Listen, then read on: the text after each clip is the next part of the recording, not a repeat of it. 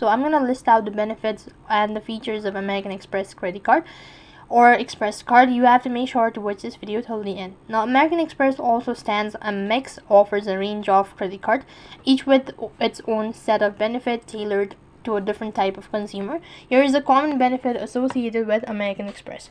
First of all, many American Express card offers reward program that allows cash holder to earn points, miles, or cashback on their purchases.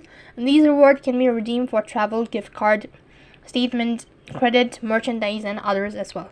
Likewise, American Express card often comes with various travel related benefits such as airport lounge access, travel insurance, airline fee credit, hotel upgrade, and other services. Now, these perks can enhance the traveler experiences and provide added conveniences and peace of mind. Likewise, American Express membership reward is a loyalty program that allows cash holder to earn points on eligible purchases.